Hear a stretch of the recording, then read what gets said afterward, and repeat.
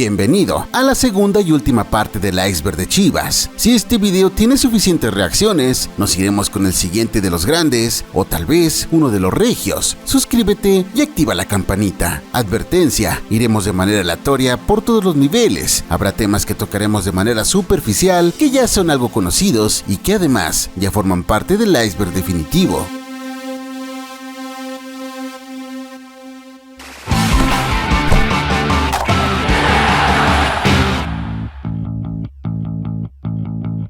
Ser guapos, no le repatea las bolas. Es terrible, ¿no? Tobillos. Que intentan ver un partido o incluso hasta repeticiones, pero no pueden porque no son de la región. Bueno, porque los amo y los quiero mucho, tengo una solución para ustedes. NordVPN te ofrece una red privada en la que te puedes conectar a internet como si estuvieras en otro país. Olvídate de las limitaciones del ancho de banda. NordVPN cifra todo tu tráfico y podrás ser más rápido que Federico Vilar en una tarde loca en el TCM. El árbitro auxiliar número 1, el señor Salvador Rodríguez. ¿Qué ocurrió, Vete las sábanas que el link está aquí abajo y consigue 2 años de NordVPN más un mes adicional y protección contra amenazas gratis, además de 30 días de garantía. Ya te las sábanas, vos ser guapo, que el link está aquí abajo en la descripción. La podóloga.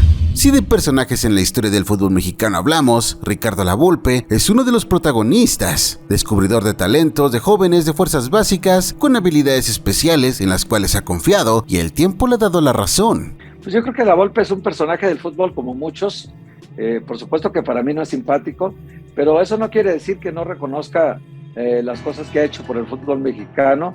Me parece que es un gran detector de talentos. Sin embargo, el bigotón no está exento de polémicas. El 1 de abril del 2014, el argentino llegó al banquillo del rebaño sagrado. Lavolpe tenía la encomienda de levantar el proyecto de Chivas para ese año y, lo más importante, sacarlo de los puestos del descenso. La vida hay que tomarlo, los riesgos hay que asumirlos, darle la alegría al aficionado, al simpatizante, al hincha de Chivas de Guadalajara.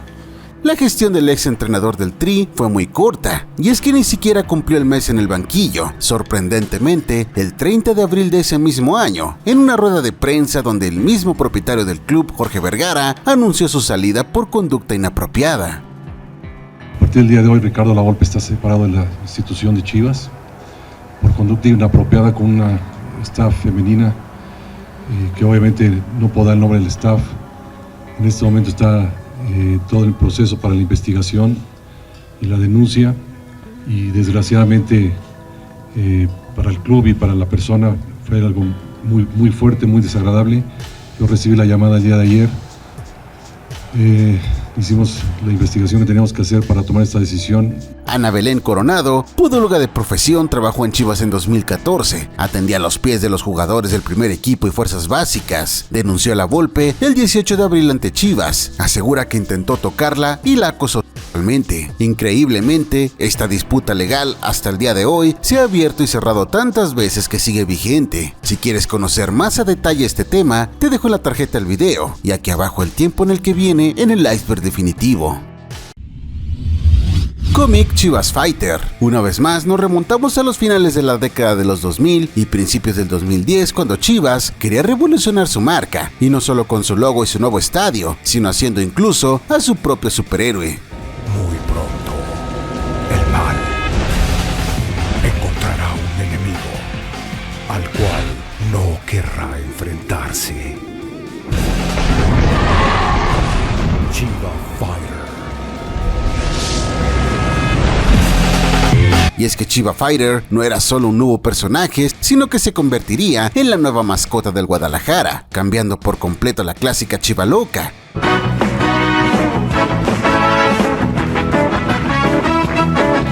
La presentación de la nueva mascota del rebaño vino acompañada de un cómic en el cual se contaban sus historias como todo un héroe.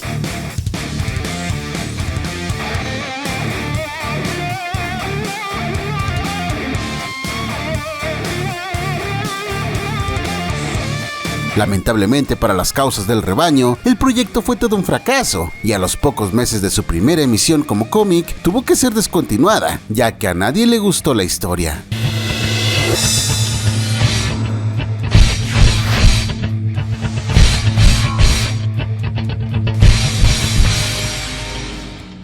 Con el tiempo, incluso la Chiva Loca regresó al estadio como mascota oficial, pero hasta hace no mucho, en las redes oficiales del club, volvimos a ver a Chiva Fighter, dejando claro que el personaje no ha muerto.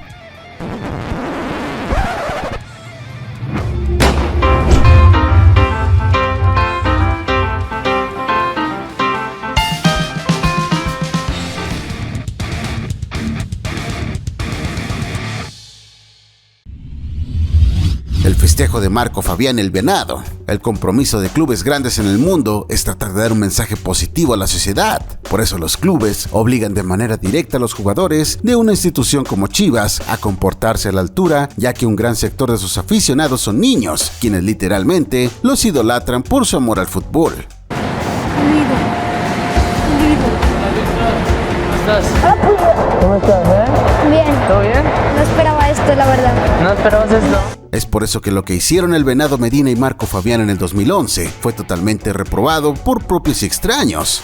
¡Fabián, no!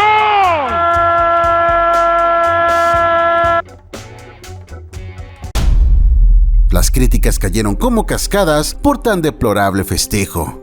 Fue por este desatinado festejo en el que simula darle un disparo en la cabeza a Alberto Medina. Esto, como mencionaba, ya llegó a la prensa internacional. El diario Marca de España califica de desafortunada la celebración del que ellos mencionan como el sicario y destaca las críticas que han surgido tanto en redes sociales como en medios de comunicación. Contextualizando un poco el momento que atravesaba México como país en esos años, la guerra contra el crimen organizado era el pan de cada día. La sociedad era víctima de la violencia que se vivía en las calles del país. Por ello, este festejo causó todavía más controversia y enojo, pues ya era más que suficiente con lo que se vivía fuera de los estadios. Ante esta desafortunada celebración, el propio Marco Fabián ofreció disculpas públicas. Estoy muy arrepentido de lo que pasó el sábado por la noche, del festejo, que no llegué a pensar lo que podía pasar después.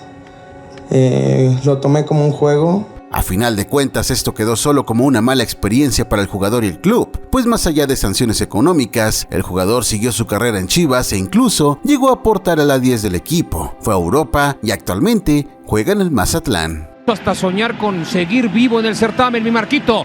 ¡Llega Marquito! ¡Gol! Los viajes a Colombia. Jorge Vergara siempre fue reconocido como una persona extravagante, desde actos religiosos hasta creencias sobrenaturales. Por ello no es de extrañarse que en más de una ocasión intentara, con el afán de beneficiar a sus jugadores, implementar tácticas psicológicas y hasta espirituales.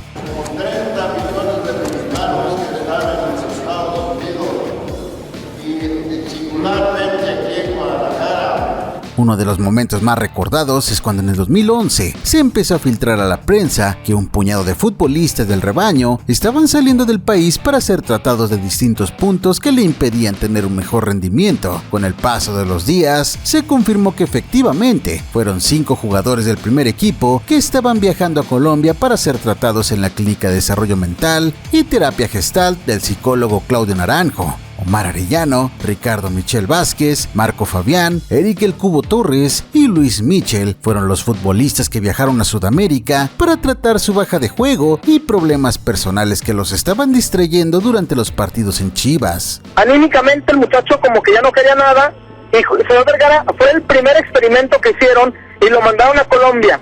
Los métodos son así, don Robert, llegan a Colombia y les dicen, a ver, aquí tú eres nadie, aquí tu dinero, tu fama, aquí nadie te conoce, le quitan todas las pertenencias, la tarjeta del banco, los celulares, lo dejan incomunicado y se lo llevan a la calle, don Robert.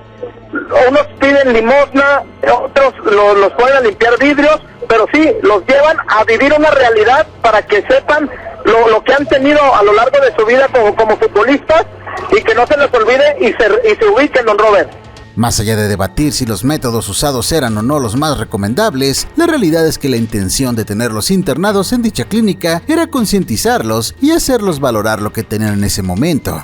Y ya van varios jugadores, le digo, el primero fue Omar Arellano, posteriormente el delantero el del balazo, Marco Fabián, ha ido Michel Vázquez, ha ido Eric El Cubo Torres y ahora en esta oportunidad va Luis Ernesto Michel. Las terapias duraban solo una semana, pero según los testimonios de los jugadores y de la misma prensa, eran verdaderas pruebas que humillaban a quienes las tomaban, pero con la finalidad de que cambiaran su perspectiva. Jorge Vergara sin duda era un líder en toda la extensión de la palabra, siempre predicó con el ejemplo, y aunque quizás las formas en las cuales trataba de motivar a sus jugadores, así como sus trabajadores de OmniLife, no eran las más convencionales, la realidad es que le estaban rindiendo muy buenos resultados. Para muestra sobra decir que en la Apertura 2011, Chivas fue superlíder. Porque Vergara les dice que no es un castigo, Vergara les dice que les está haciendo un favor, que es una terapia que se menciona que ya lo había aplicado antes a los ejecutivos de OmniLife.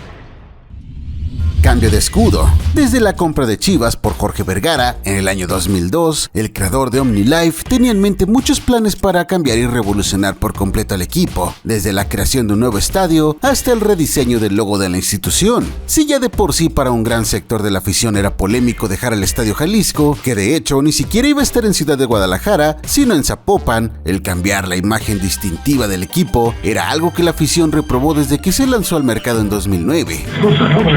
Los leones los polos blancos, el arbolito, la cabeza, ve también, la cabeza también. Sí, claro, la cabeza está redonda del arbolito. Las dos, como asas, sí, también. Y luego el escudo los cambió también. Digamos, el casco que tenía arriba, pues claro, también está totalmente modificado. Aunque la esencia del escudo seguía siendo la misma, la realidad es que con el simple hecho de intentar depurar los detalles del logo, la afición rojiblanca empezó a hacer manifestaciones a las afueras de Valle Verde, mostrando su descontento, a lo que el director deportivo del Rebaño en ese momento, Pedro Sáez, los tachó de retrasados. La primera pregunta, Pedro, ¿qué opinión tienes con respecto a esta protesta que han realizado algunos seguidores de Chivas este mediodía fuera de las instalaciones? Todo el mundo es muy libre de protestar por lo que no esté de acuerdo. A mí se me hace francamente muy retrasado el hacerlo, porque pues todos los escudos de todos los equipos del mundo van avanzando y se van modernizando, y la verdad creo que el de Chivas quedó padrísimo. Cabe aclarar que todavía para esa época Guadalajara no era un equipo con problemas deportivos. 3 años antes habían ganado su último título de liga, estaban disputando la Copa Libertadores e incluso tenían un plantel competitivo con jóvenes canteranos. Pero nada de esto era suficiente para tolerar un cambio así, por lo que con tanta presión mediática de por medio y previo a la inauguración del Estadio Akron, Jorge Vergara tomó la decisión de echar marcha atrás al escudo. Obviamente que en Chivas sabemos reconocer, la afición opinó, y a pesar del costo que esto significa, porque significa mucho dinero el regresar al escudo anterior, todos los artículos ya traían el nuevo, toda la ropa traía el nuevo. Así que muchas gracias y aquí está de regreso.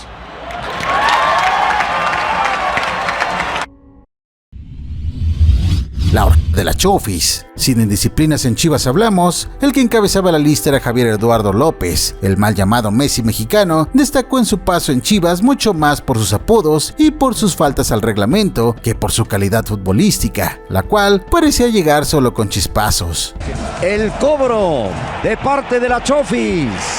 Y lo falló, estupendo William Yarbrough. La Chofis en más de una ocasión estuvo metido en el ojo del huracán por sus indisciplinas, pero la que escaló a niveles mucho más fuertes fue cuando en junio del 2018 se filtró en las redes sociales que participó en una pool party, algo subida de tono. ¡Ah, caray! Nos armó una fiestecita. Muy bien. Un poco coqueta. Sí. Más pegadito. Más pegado. Se ve buena, ¿no? No grabes, pues no. No se graban esas cosas. No se graba. ¿Qué se espanta? Ver un joven de 23 años en sus vacaciones bebiendo con mujeres. Qué ¿Quién bárbaro. se cree? ¿Cualquier joven de 23 años en sus vacaciones? En lo que a todas luces fue una el entonces jugador del Rebaño se vio enredado junto con un grupo de amigos. En el video se logra apreciar que eran aproximadamente 10 personas dentro de una alberca estando sin ropa. En el momento en que se dio a conocer esta noticia, las cosas en el Rebaño estaban hechas trizas, pues apenas unos días antes se acababa de ir Matías Almeida, el club atravesaba su peor crisis económica en la era Vergara y la figura del equipo, Rodolfo Pizarro, tenía serios problemas con la directiva encabezada por José Luis Higuera. Quizá fue por todo esto que la sanción de la Chofis no fue tan drástica como se hubiera pensado, pues incluso el jugador siguió en el plantel hasta el 2020, pero para muchos esa era la gota que derramaba el vaso, un vaso que se siguió llenando casi 2 años más tarde, hasta culminar regándose tras otra fiesta, la de Dieter Villalpando. Obviamente mucha gente, futbolistas, entrenadores me llegaron a decir que me podría, si tú sales de Chivas te va a ir mejor.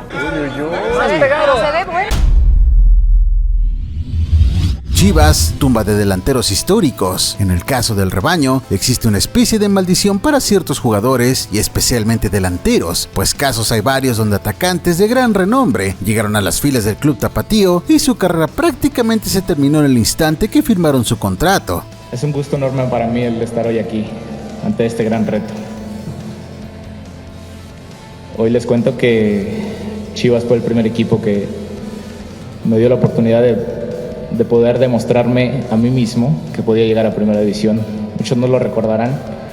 Ejemplos como Luis García, Carlos Hermosillo, Jared Borghetti, Ricardo Peláez y más recientemente Oribe Peralta son el vivo reflejo de esta situación. El centro, Oribe Peralta en la boca del arco, no la pudo meter. Analicemos un poco más cada caso de estos delanteros, comenzando con el Dr. García, quien solo estuvo un año con el rebaño, disputando un total de 56 partidos y marcando 20 goles. Si bien sus números no fueron tan malos, tampoco llegó a ser el jugador que todos conocimos en España y sobre todo en el América. Hicimos un partido serio, muy trabajado y al final vamos con una gran victoria en una cancha que no va a ser nada fácil. En el caso del gigante del Cerro Azul, tenemos que ser justos. Chivas fue el último equipo de su carrera profesional. Hermosillo llegó al rebaño cargando en su espalda una trayectoria de 18 años como futbolista. Su paso por Chivas fue efímero. Apenas estuvo con el rebaño durante el 2001, disputando un total de 40 partidos y anotando 8 goles. El goleador de Cerro Azul anotó su último tanto el 8 de septiembre del 2001 ante el Celaya en el Estadio Miguel Alemán. Borghetti, por su parte, luego de la Copa del Mundo de Alemania, el Bolton de la Premier League se fijó en él. Apenas pudo estar un año para después vagar por varios equipos, pero sin lograr consolidar su carrera. En Chivas no fue la excepción. Jared apenas estuvo un semestre con el rebaño en el Clausura 2009, disputando 13 partidos sin marcar un solo gol. A cualquiera le puede convencer el proyecto de Chivas, ¿no? Lo que es Chivas en sí, como equipo, como institución, lo que representa a nivel nacional. Ricardo Peláez fue otro caso en el que Chivas fue el último equipo de su carrera, teniendo 13 años, con el aliciente de que para ese momento ya había tenido 2 etapas distintas con el archirrival América. Peláez colgó los botines definitivamente tras cumplir 2 temporadas con la camiseta rojiblanca y tras 42 juegos en los que había anotado 16 goles. Chivas fue mi último equipo.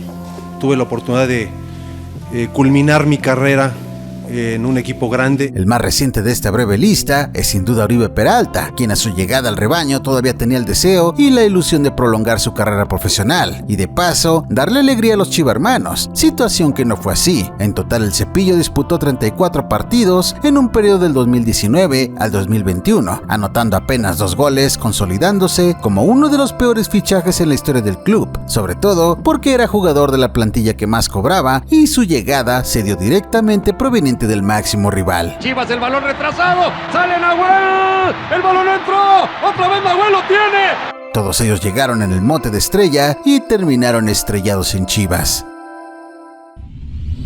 Chivas FA, el club que Jorge Vergara iba a comprar en China. Para mediados de la década de los 2000, el único club que tenía en México Jorge Vergara era Guadalajara, pero a nivel internacional era dueño de Chivas USA en Estados Unidos y de Saprissa en Costa Rica. En su época, estas franquicias eran muy rentables para los propietarios de OmniLife. Sin embargo, el deseo de trascender no terminaba ahí. El 7 de septiembre del 2007, desde el Estadio Olímpico de Fei, China, Jorge Vergara presentó 2 proyectos muy ambiciosos que beneficiarían a sus 2 empresas. El primero, una planta de manufactura, y el segundo, Chivas FA, un equipo deportivo que sería parte de la familia Chiva en el mundo. Convencidos de que el proyecto iba a ser algo espectacular, se buscó arrancarlo lo más pronto posible y con ello unirse al fútbol profesional chino. En el momento de la presentación, Néstor de la Torre declaró: "Lo que tenemos ya muy claro y definido es que el equipo de fútbol se llamará Chivas FA y jugará en el Estadio Olímpico de FA. Hay un equipo interesado de la Serie B en unir fuerzas con nosotros y estamos analizando la idea. Vamos a ir a Shanghái y después unos días a Beijing porque tenemos tenemos reuniones con un equipo de la Serie A que también mostraron interés en cooperar, y tenemos otras citas con equipos de la Superliga. Ya que tengamos las opciones bien estudiadas, decidiremos por cuál nos iremos para comenzar el proyecto. Cuestión de un par de semanas. Todo parecía que iba caminando, sin embargo el tiempo pasaba y no había novedades sobre el mismo. Para el 2008 se le consultó a Jorge Vergara qué estaba pasando con el proyecto de Chivas FA, a lo que respondió: por los papeles y un montón de cosas, China es un poco difícil y burocrático, pero estamos tratando de solucionarlo lo mejor posible, situación que nunca se resolvió y que quedó como una anécdota nada más, pues jamás se pudo consumar el proyecto del Guadalajara en China.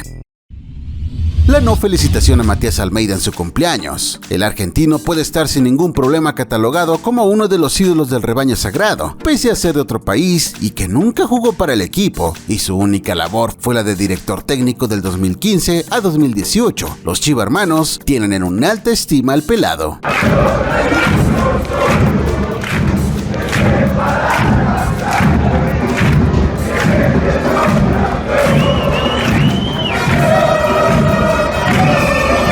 Y aunque la relación con Guadalajara terminó hace ya casi 4 años, usualmente tanto el entrenador como la institución se venían recordando mutuamente, ya fuera en la premier de su película, así como en partidos de leyendas. Con el número 5, Matías Almeida.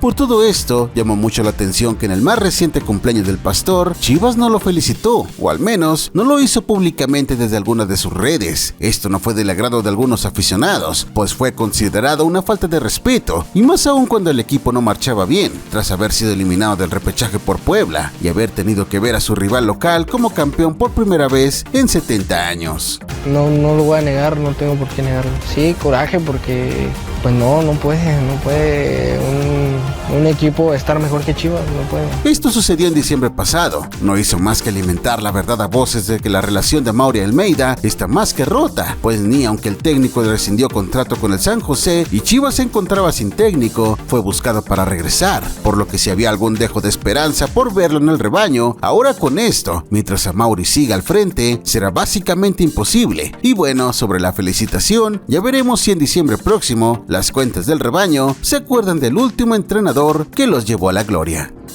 Me mando mensaje con Amauri, me ha mandado mensajes. Hice una película, que la película es de Amauri, y yo di el visto bueno para que salga la película. Después es una cuestión de gusto, creo yo. Y por ahí yo no soy del gusto de Amauri para dirigir a Chivas. Y no está mal.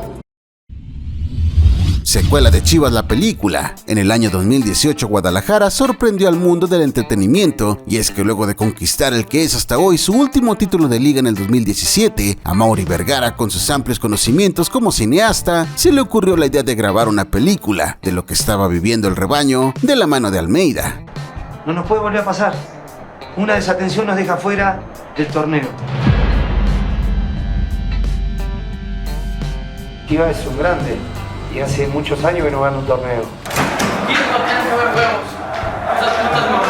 Para el hijo de Jorge Vergara, el guión se iba escribiendo partido a partido con el resurgir del equipo. Y es que cuando el pelado tomó al club en 2015, las cosas no marchaban bien. El cociente y la falta de títulos eran el pan de cada día en Chivas. Fue por ello que nadie esperaba que de la mano del argentino levantara 5 títulos en un lapso de 3 años. Toda la gloria para el equipo de las Chivas Rayadas del Guadalajara. Y un día finalmente se anunció, venía Chivas la película. Se rían, hijo de puta, vamos a perder. 11 mexicanos están para pelearle a quien sea. El largometraje estaba pactado para finales de 2018 y ese mismo año había arrancado con el pie derecho para el club, ganando la Conca Champions, pero los problemas directivos y de pantalón largo detonaron la salida de Matías Almeida.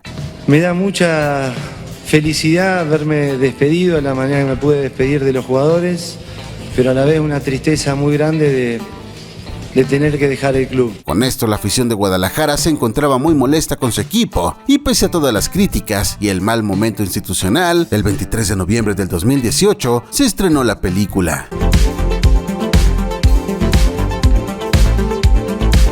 Como dato anecdótico, lo que más conmovió a los aficionados del rebaño no fue en sí la película, sino que Matías Almeida fuera a la premier e incluso se filtrara cómo lloraba durante la misma por los recuerdos que había dejado. Francamente, como negocio, la película no recaudó lo esperado. Sin embargo, el deseo de Amaury y compañía era seguir generando un contenido audiovisual del rebaño. Por eso, al más puro estilo del USM, al final de la película se dejó una pequeña escena postcréditos en la que se especulaba una secuela que trataba el tema de la Conca Champions y por supuesto la participación en el Mundial de Clubes.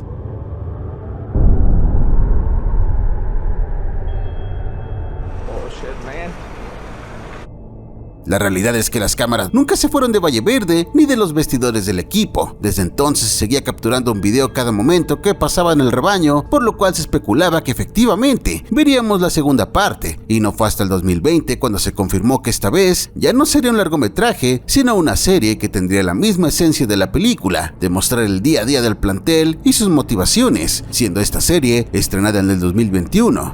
Hace 15 años compré Chivas. Una visión muy clara, muy sencilla. Tener a los mejores mexicanos en la cancha de este país. Ningún ya no deja de pagar a ustedes un centavo. Esto se vio más que nada como una recopilación de vivencias, más allá de algo que retratara un logro importante como lo fue la consecución de la 12ª estrella, pues en la serie ni siquiera se hace una continuación de la escena postcréditos de la película, tratando la Conca Champions o el Mundial de Clubes, sino que tuvo solo 3 focos: el fallecimiento de Jorge Vergara, la pandemia y el fichaje fallido del Pocho Guzmán. Él no se va a conformar con lo que ha logrado hasta ahorita. Quiero ser capitán de Chivas y eso hace que yo esté ahí peleando, ¿no? Juan Xochimilca González, el jugador que solo jugó un partido. En el 61, cuando estaba arrancando la temporada 61-62, Chivas tenía un duelo correspondiente a la jornada 1 contra el Atlante. Para ese momento, el club todavía tenía firmados a sus elementos Salvador Reyes e Isidro Díaz, por lo que no contaba con ningún delantero en la plantilla. Ante la premura de esta situación, el mismo sonido local tuvo que llamar a un joven promesa de las fuerzas básicas. Se trataba de Juan Xochimilca González. Según cuenta la propia versión institucional, el jovencito venía de jugar apenas una hora antes de un duelo correspondiente a su categoría de fuerzas básicas, y justamente cuando fue requerido, estaba comiéndose una torta. Como cereza del pastel, Xochimilca accedió a disputar ese juego con el rebaño y se terminó convirtiendo en el héroe de la noche, anotando 2 goles. Increíblemente, ese fue el único partido en su vida que jugó para el Guadalajara en la primera división. De ahí emigró a Ciudad Madero y no se supo más de él. El podcast del Canelo Angulo, que le pudo costar su salida del club. En la actualidad, cualquier indisciplina se puede hacer viral gracias a las redes sociales.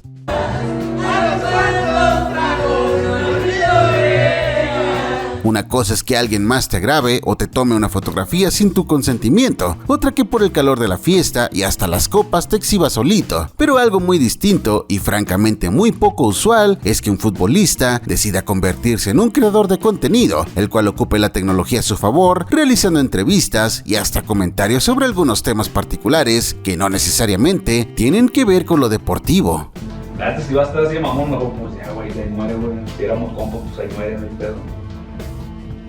Pues no sé, güey, si tú te quieres quedar, vale verga, güey, yo agarro ahorita un chitúber, güey, lo que sea, güey. Uy, güey, yo... Ay, güey, puras mamadas, güey.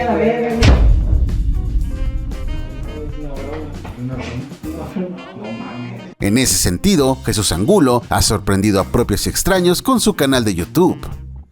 Hey, qué rollo, plebes, los saluda a su amigo. ¿Qué dijo su amigo? Su carnal. ¿Quién es su carnal? Su hermano, el Canelo Angulo. Y hoy les traigo un nuevo video, plebes. Sean bienvenidos. El Canelo se ha convertido en todo un hito de la plataforma, y es que lo que comenzó como unos simples blogs evolucionó hasta convertirse en un podcast donde charla con algunos de sus compañeros del equipo. ¿O no pensabas más que en el fútbol? No, pues siempre te digo, pues de morro que empecé así, me empezó a gustar, digo, era pasatiempos en la calle con los compas y así.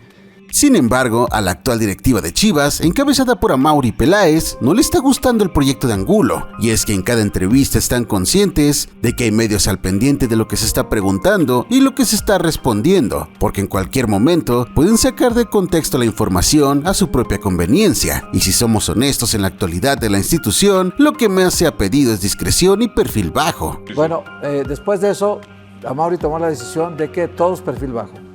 Peláez, Marcelo Micheleaño, todos los dirigentes de cualquier nivel, entrenadores de cualquier categoría, todos perfil bajo, él incluido. Por eso es que Amaury casi no da entrevistas. Si bien no pueden censurar a Jesús por el hecho de que esto haría un escándalo mayor, los altos mandos en Chivas contemplan su salida del club para evitar más malentendidos y afortunado o desafortunadamente para el jugador, en el repechaje pasado, este sufrió una fractura en el peroné a manos de Alfredo Talavera, por lo que estará fuera de juego más de 3 meses. Fírmala, Angulo, qué manotazo sensacional. Digo que esto fue de cierta manera afortunado, porque debido a la lesión el futbolista se ha dejado de la creación de contenido, por lo que ya no habría motivos para regañarlo de momento, así que también al haber elevado mucho su nivel, su salida sería desproporcionada. Habrá que ver si tras aquel trago amargo se le permite continuar su carrera como youtuber o si hasta ahí llega su proyecto.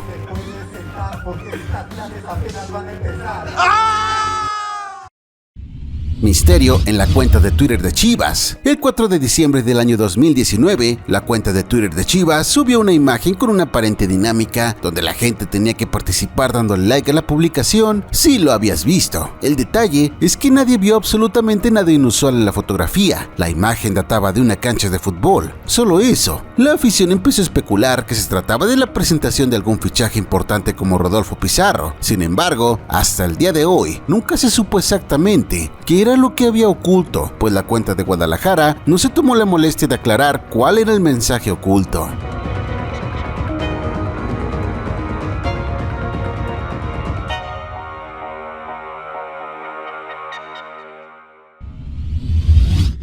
Los porteros de Querétaro se crecen contra Chivas. Este punto es quizá de los más peculiares de todo el iceberg, pues si bien no existe una prueba gráfica que literalmente confirme este punto, ante los hechos me remito, y es que basta con ver a los guardametas que han vestido la camiseta de gallos blancos, se han lucido de manera muy particular justamente ante el rebaño sagrado. El héroe de la noche, a Cisneros, por empatar o no, al tiro, Volpi.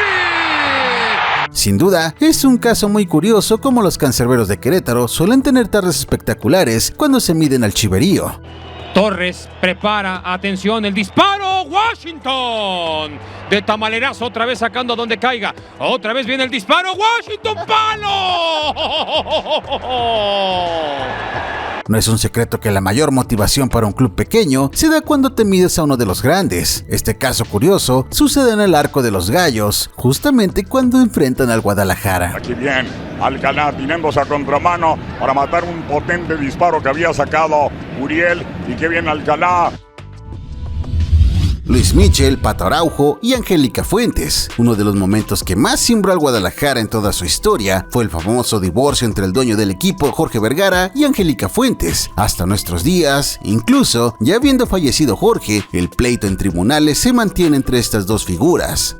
Ese litigio fue largo y también muy doloroso, y dejó algo inconcluso que no puedo dejar de lado. Mis hijas se quedarían sin lo que por derecho les corresponde de herencia. Además, existe el pago pendiente de una deuda personal que en su momento Jorge Vergara adquirió conmigo. Cuando se confirmó su separación, muchos empezó a rumorar sobre los motivos que los orillaron a tomar esta decisión, pero fue uno específicamente en el que se involucran a dos elementos del primer equipo, Luis Michel y el Pato Araujo, los que denotaron la bomba mediática. Si quieres saber más sobre este punto, tenemos un video detallando esta misma situación. Para colmo de males, en el rebaño las cosas no andaban del todo bien, y este tema también raspó al equipo con rumores sobre amoríos de jugadores con la exesposa de Vergara. Se le vinculó con Pato Araujo y Luis Michel, sospechas que se acrecentaron el día que Jorge Vergara técnicamente pidió el exilio de ambos jugadores del rebaño. El clásico nacional lo inventó Televisa, cuando América contrató a Fernando Marcos y este se enfocó a encontrar en Chivas a su máximo rival, debido a que para esa época Guadalajara era el campeonísimo del fútbol mexicano. Marcos inyectó un espíritu de arrogancia al cuadro azul crema. A finales de los 50, los americanistas doblegaron en partidos clave al líder Guadalajara con todo y su mote de campeonísimo. Cuando América había encontrado cierta hegemonía sobre el rebaño en el 59, fue justamente cuando el polémico Fernando soltó la mítica frase que se dice inició toda la rivalidad ante Chivas. América no viene a Guadalajara a ganar, eso es rutina. Nosotros venimos para cambiarle el número de su teléfono de larga distancia, así que ya lo saben mis amigos, cada que quieran llamar a Guadalajara, marquen 20-20-20 o el 20-20-20, cortesía del América. Dicha frase hizo enfurecer a medio Jalisco y levantó las expectativas de lo que sería el encuentro entre tapatíos y millonetas. Ahora, ¿por qué se cree que Televisa fue quien inventó la rivalidad? Hay dos puntos que alimentan esta teoría. El primero bueno es que en el 59 América fue comprado por Emilio Azcárraga Milmo. El joven empresario Emilio Azcárraga Milmo decidió adquirir el equipo. Para convertir al América en un verdadero negocio, Azcárraga contrató al directivo más exitoso de la primera división, Guillermo Cañedo. Con todo este magno proyecto, el amo y señor de las telecomunicaciones en México tenía que generar el interés y el morbo por ver a su equipo compitiendo ante un digno rival. Por ello alimentaron la rivalidad entre estos clubes para que la gente pudiera seguir las transmisiones desde la televisora del Tigre. La segunda es que el mismo Fernando Marcos, tras culminar su relación con el banquillo de los azulcremas, se fue a trabajar a Televisa, siendo uno de los cronistas deportivos más destacados de la época. De los Leones Negros de Guadalajara. Es un equipo con oficio, que sabe lo que hace y lo hace bien. Por lo que no es muy difícil pensar que efectivamente Televisa, con el afán de generar contenido y sobre todo rating, articuló esta rivalidad con el beneficio que le daba transmitir dichos partidos. Aunque siendo honesto, en los años recientes esta rivalidad ha ido decayendo, pues si bien siguen siendo el juego de mayor rating del torneo regular, los malos ratos de Chivas en años recientes, sumado al distanciamiento del americanismo con su equipo, ha mermado en lo que un inicio se pretendió, que fuera el partido que paralizara a México. De San Luis, de Rayados, de Querétaro, de Santos, de Necaxa. Chivas jugó 2 partidos en un día. En el año 2006, Guadalajara aprovechó una gira que hizo el Barcelona por Estados Unidos, en la que venían sus figuras como Rafa Márquez, Eto'o, Ronaldinho, etc. Y se aseguraron de conseguirlo como rival en lo que sería su duelo de exhibición.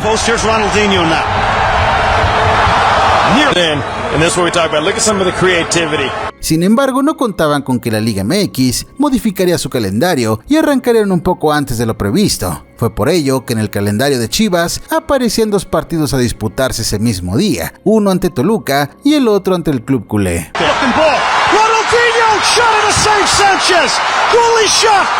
En ese momento Chepo de la Torre era el entrenador del rebaño y fue el primer consciente de que era imposible que su mejor equipo estuviera disponible para ambos juegos, así que decidió mandar a su cuadro estelar a Los Ángeles, California, para jugar contra el Barça, mientras que en Toluca dejó una base de jóvenes canteranos a sabiendas que estaba entregando el partido. Es en Chivas quien quiere atacar ahora, ojo que la oportunidad es muy buena y llega el gol de Chivas.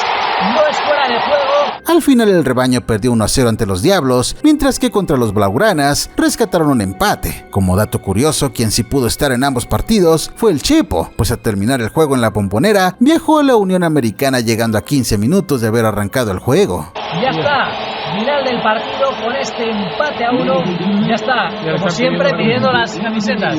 Curiosamente, en el año 2019 pasó algo similar. Guadalajara disputó 2 partidos con menos de 24 horas de diferencia, aunque en realidad sí fue en días distintos. ¿Quién va contra Benfica? Así la está repartiendo las Chivas. Una chivita, mira. Los 11 titulares van al Santos. Y contra el Benfica, pues va a llevar lo que tiene, ¿no?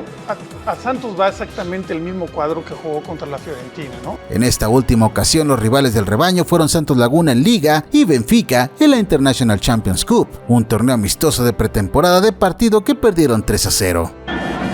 Otra vez Tarbat, buena filtrada, Seferovic tiene para el suyo, tira, ¡gol! OmniLife le quita dinero a Chivas. Aunque los últimos años en Chivas han sido un caos deportivo, dejando clara irregularidad en el terreno de juego, la realidad es que mediática y financieramente el Guadalajara sigue siendo un negocio redondo. A finales del año pasado, la empresa Auro Americas Sport Marketing señaló que Chivas genera anualmente cerca de $400 millones, y esto se debe gracias a que el mercado del rebaño no solamente goza de afición en México, sino también en Estados Unidos.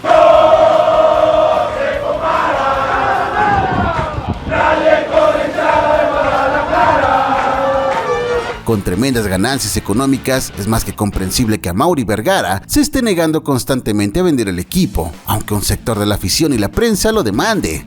Chivas no se vende, porque cuántas veces en este último año se ha dicho que los Vergara se iban a deshacer de Chivas. Totalmente, lo digo y lo digo de frente a la afición, el club no está en venta. Por ahí he escuchado de grupos o un grupo que quiere generar una dinámica para invertir en el equipo. Yo nomás no he tenido reunión con ellos, honestamente no conozco bien su proyecto. De acuerdo con algunas versiones periodísticas, a Amaury le han llegado ofertas de hasta $300 millones para comprar el equipo. Sin embargo, este se ha negado siquiera a negociar la posibilidad de hacerse de la franquicia del rebaño. Porque al principio no sabemos cuál es la gran afición de Amaury Vergara y que no es precisamente el fútbol, pero ahora lo veo comprometido.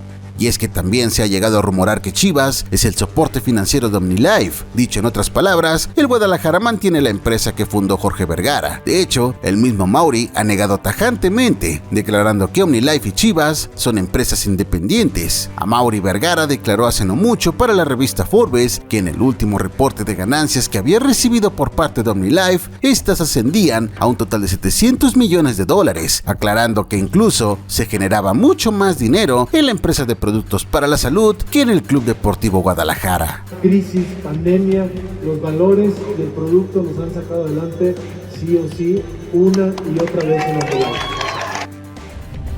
José Luis Higuera. En el fútbol como en la vida misma, las historias están conformadas por personajes buenos o malos, y estos terminan siendo parte crucial de la trama. En el caso de Guadalajara, uno de los nombres que más se ha repetido en la última década es José Luis Higuera, particularmente quienes lo tachan del enemigo número uno del rebaño, mientras que otros lo reconocen como un tipo brillante que fue parte de la época dorada de Almeida, contrastando con la actual directiva que, pese al ruido que ha generado en el mercado de piernas y en los medios, la cosecha de títulos ha sido nula.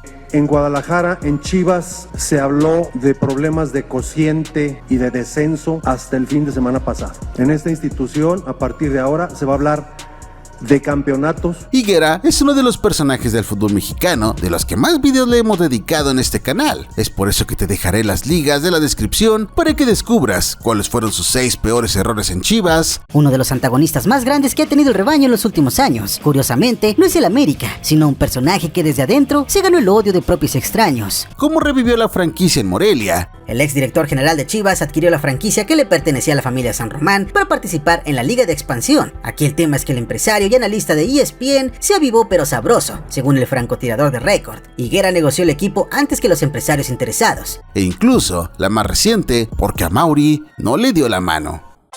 Original,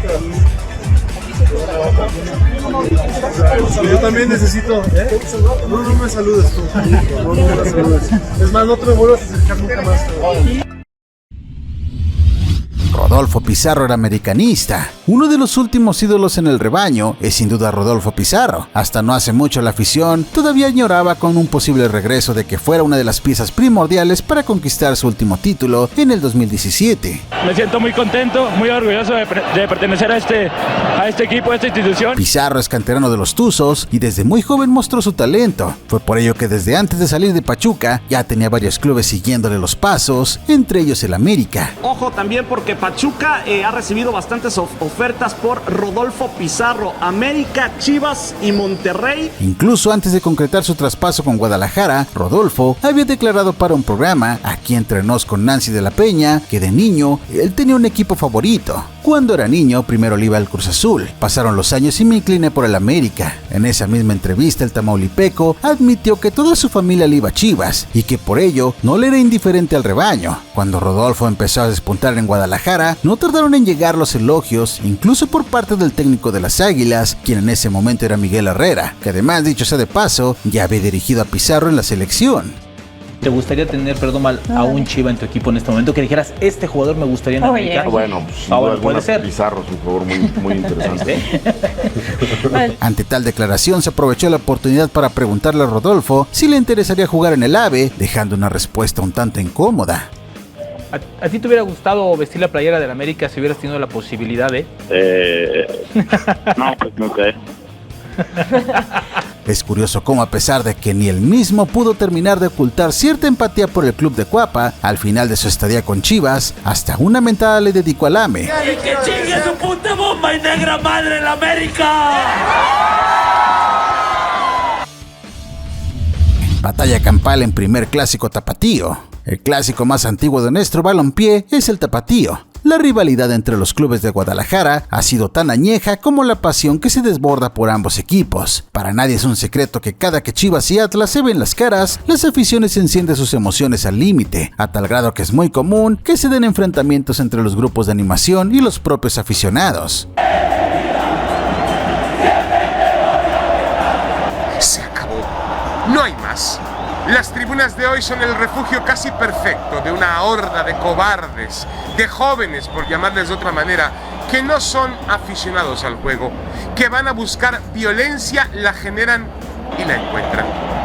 De acuerdo con los registros de la Liga MX, el primer clásico tapatío de la historia data del año de 1916. Para ese momento Guadalajara ya tenía 10 años de existencia, mientras que Atlas era un emergente club que apenas daba sus primeros pasos. Según cuentan los historiadores de Jalisco, el partido de fútbol estaba organizado en un ambiente sano y totalmente familiar, a tal grado que las esposas, hijos y hasta padres de algunos futbolistas que estaban en el terreno de juego habían acudido para ser espectadores del encuentro. Durante el trámite del mismo, el jugador del Rebaño, Rafael Higinio Orozco, realizó un disparo con mucha fuerza que lamentablemente se estrelló en la cara del futbolista del Atlas, Tony Orendain, y como este último estaba usando lentes a la hora de recibir el impacto, se rompieron, dejándole heridas en sus ojos, lo cual provocó una tremenda discusión entre jugadores, y sin darse cuenta, derivó en una trifulca donde incluso las familias se vieron involucradas. El árbitro, al darse cuenta que no había garantías de seguridad, decidió terminar el juego. El partido que, por cierto, Atlas iba ganando 2-1. Este partido se tiene que suspender en este instante. Los jugadores del Guadalajara.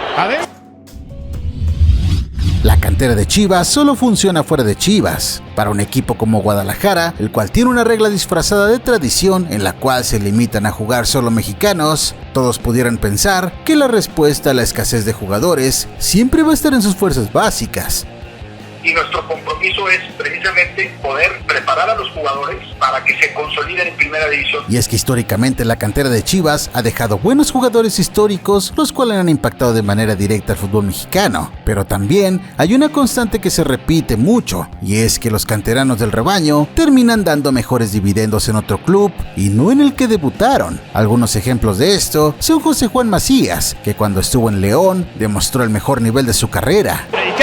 Con el pie derecho con este equipo, es un goleador y es mexicano y está convertido en uno de los hombres con mayor confianza. Otro ejemplo reciente es el de César Huerta. El chino nunca ha despuntado con el Rebaño, sin embargo, en su paso por Mazatlán FC fue de los que más rindió en el ataque de los del Pacífico. Esta puede ser para Huerta, Huerta dentro del área, trata de dar la vuelta, ¡gol! ¡Gol! Ejemplos así hay varios, pero ¿por qué pasa esto? Muy probablemente no existe una respuesta en concreto, pero algo muy extraño debe de pasar en aquellos futbolistas que pasaron la mayor parte de su vida ligados al Rebaño y despuntaron profesionalmente con otra camiseta.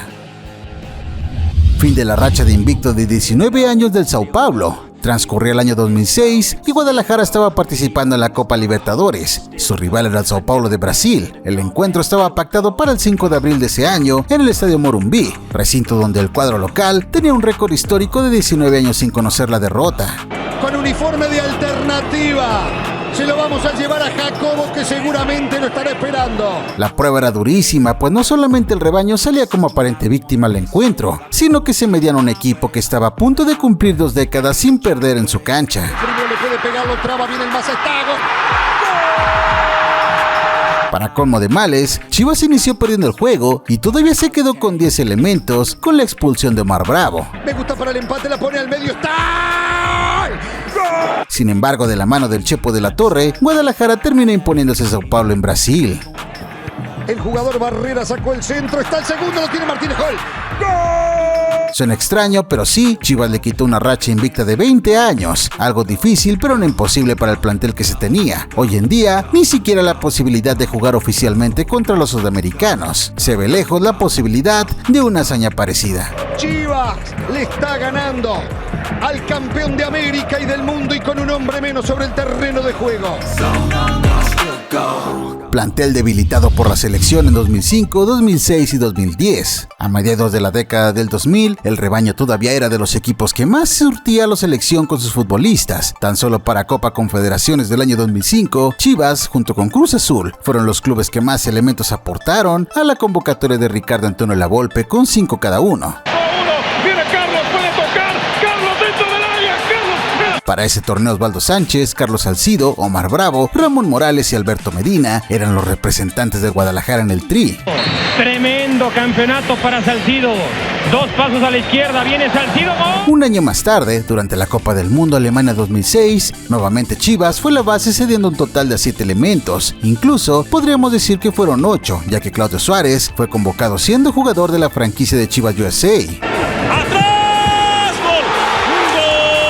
Finalmente, para la Copa del Mundo de Sudáfrica 2010, Guadalajara aportó a 6 elementos, de los cuales eran Luis Michel, Johnny Magallón, Alberto Medina, el Bofo Bautista y Javier el Chicharito Hernández. ¡No la falle, Chicharo! ¡No la falle! ¡No la falle!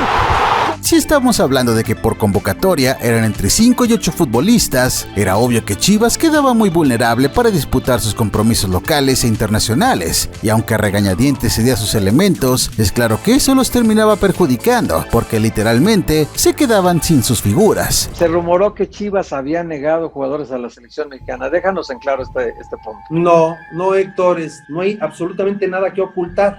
Lo único que hemos pedido, a ver si podían regresar un poco antes, porque nosotros tenemos el clásico contra el Atlas. En todos esos años, las convocatorias de los jugadores del rebaño fueron un claro debilitador para la escuadra rojiblanca, pues recordemos que en ese entonces jugaban aparte en la Liga, la Copa Libertadores, desbalanceándose mucho por prestar a sus jugadores, cayendo en semifinales 2 veces en 2005 y 2006, frente a equipos brasileños, y en el 2010 cayendo en la gran final, aunque a esta caída también se le puede añadir el reciente cambio de sede del Estadio Jalisco al Estadio OmniLife.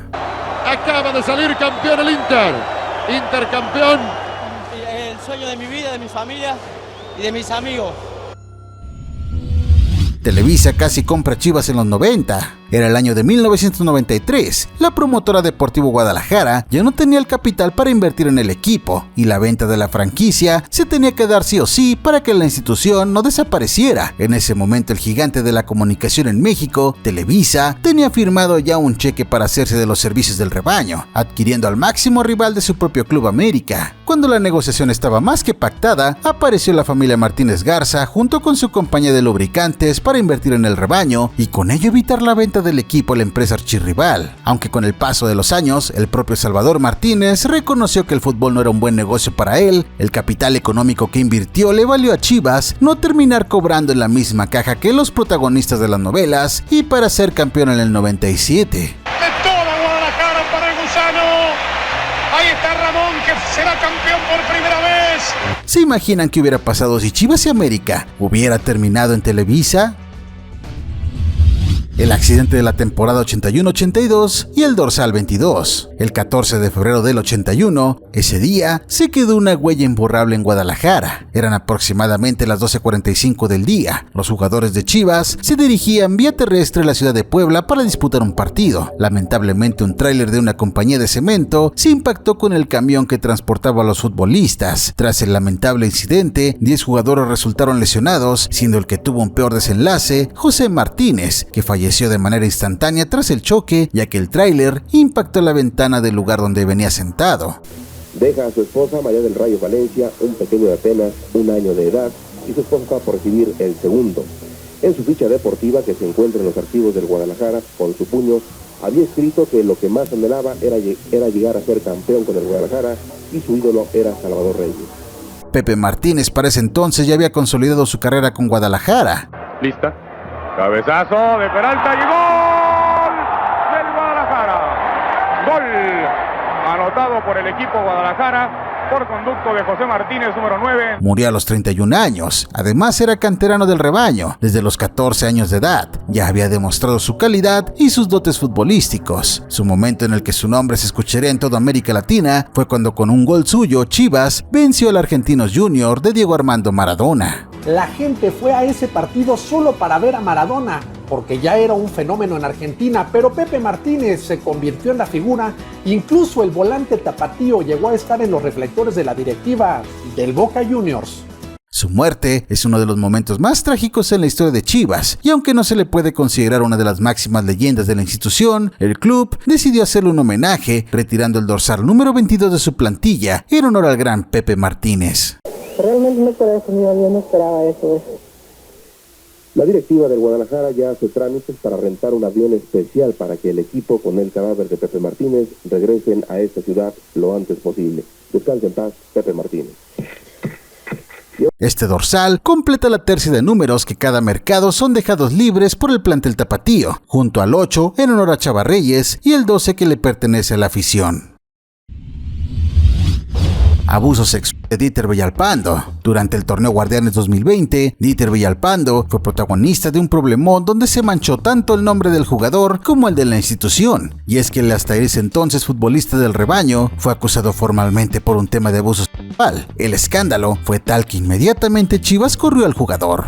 Y es que el jugador de Chivas, según ha podido investigar ESPN, ha sido acusado presuntamente de un delito que ya estaría en las manos de la Fiscalía del Estado de Jalisco. Esto, por supuesto, es un caso muy delicado y la directiva ha procurado de entrada ya marcar una distancia con el jugador. Ella no tuvo consentimiento, no es consensuada la relación, por lo tanto es forzada y por lo tanto se convierte en un delito. Según el reportaje del Fantasma Suárez, la denunciante conoció a Villalpando en Instagram y este le invitó a una fiesta en una casa privada luego del juego ante Atlas el 18 de octubre. Dieter le pidió llegar a la madrugada para evitar fuera vistas. Esa noche sucedería el delito. Por temor y hasta que tuvo el valor de consultarlo y encontrar apoyo en su familia, fue que se atrevió a presentarse ante las autoridades una semana después. El mediocampista rojiblanco acudió ante las autoridades y fue el primero en ser separado del equipo. En relación al último evento conocido por todos, hemos determinado lo siguiente: el jugador Dieter Villalpando ha sido separado definitivamente de nuestra institución. Los jugadores Alexis Peña, José Juan Vázquez y Eduardo López han sido suspendidos del plantel y guardan la calidad de transferibles. De aquella misma polémica emanó la separación y salida de otros 3 jugadores de Chivas, porque no solo fue Dieter el despedido, también aquella fiesta causó la salida de la Chofis López, el Gallito Vázquez y Alexis Peña. Ninguno de estos 4 jugadores volverá a jugar en las Chivas.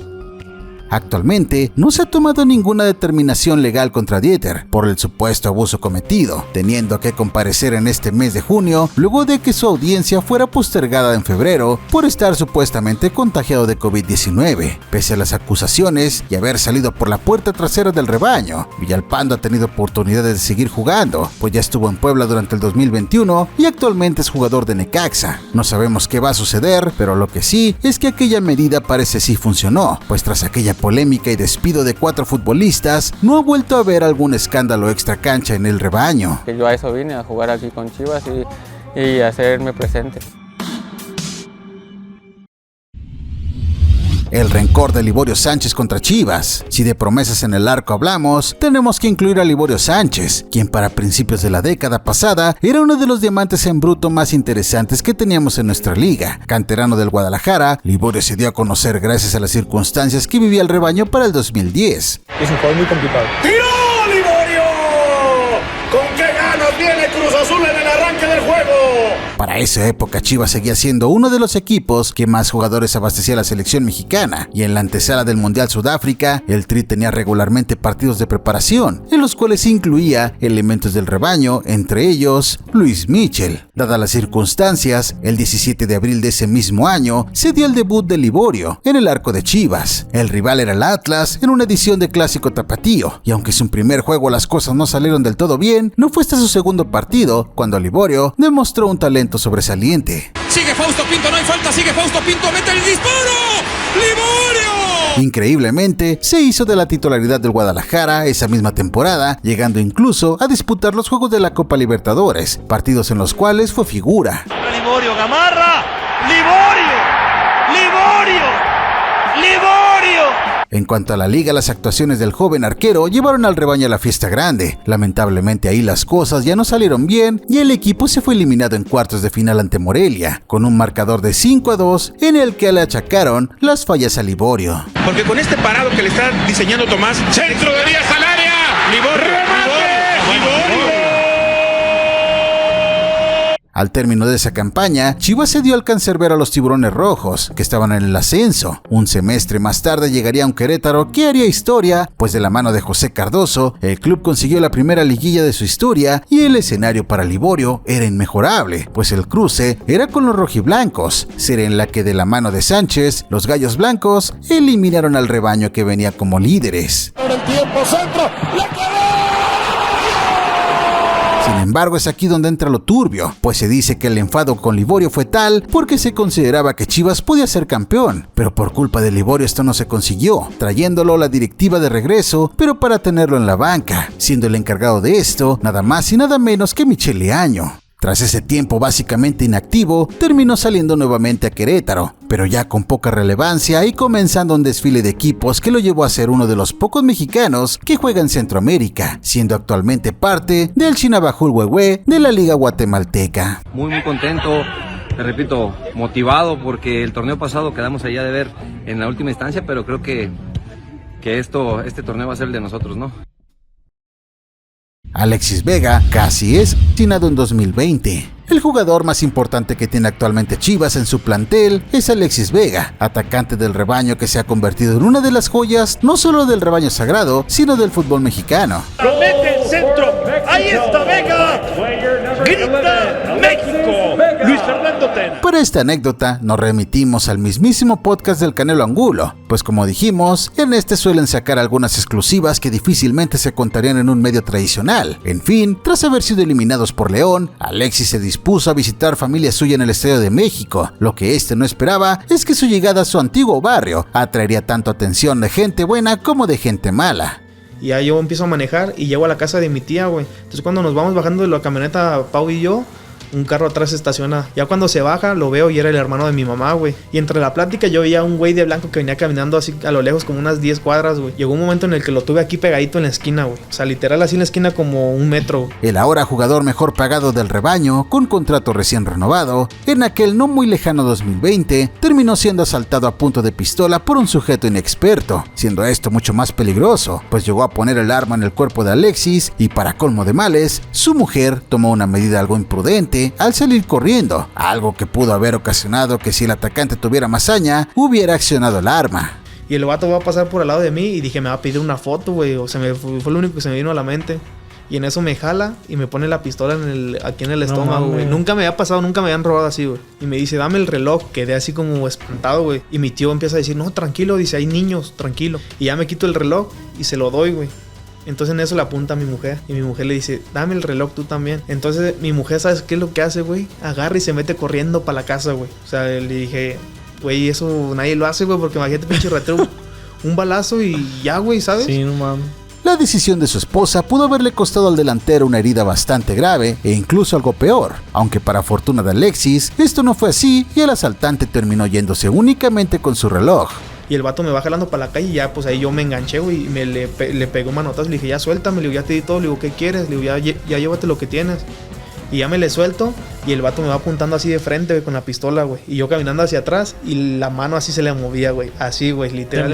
Temblando así, güey. Yo creo que era un principiante, no sé, para que le temblara la mano así, güey. Dije, güey, ¿qué pedo? Me tiro a la camioneta y el vato como que chifla y pasa en vergüenza un carro, güey. Se sube al carro y se va, güey.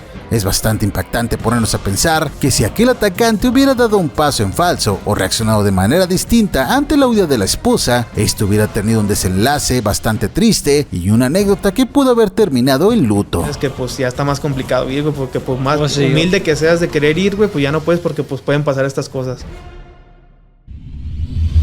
El día que Chivas jugó sin uniforme. Un caso por demás curioso ocurrió en la jornada 10 del verano del 98, pues en una visita al puerto de Veracruz para jugar en el Pirata Fuente, las Chivas dirigidas por Ricardo El Tuca Ferretti olvidaron su uniforme de visitante. Sí, así como se escucha, un error del utilero había causado que en lugar del uniforme de visita, Chivas llevara el de local. Bueno, pues con el uniforme no habitual, ¿no? Las populares Chivas Rayadas de Guadalajara, este es el uniforme de visitante muy sencillo. No, es la playera de viaje sin número.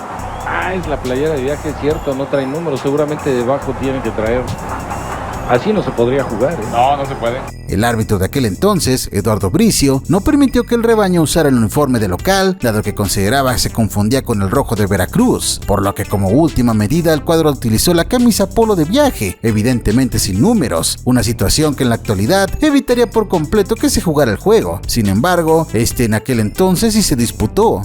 Justamente las Chivas se tardaron en salir porque no traen el segundo uniforme. La decisión fue tomada de última hora. Este es el problema, el equipo de Chivas no trajo su segundo uniforme, el uniforme de visitante, prácticamente no lo usa nunca el equipo de Guadalajara. Guadalajara ha tenido que sacar la playera de concentración, la playera de viaje, que no trae número, que solamente trae un pequeño logo del equipo de Guadalajara en el pecho. La situación, como dije, hoy sería inadmisible, pero en aquel entonces se dio la uniencia para que se jugara el partido, porque si bien el cuadro local y visitante no se confundirían, el árbitro, la afición y los comentaristas la iban a tener difícil a la hora de saber quién sería el jugador con el balón, puesto que no traían más que un número pequeño en el short, y no en la espalda como es normal.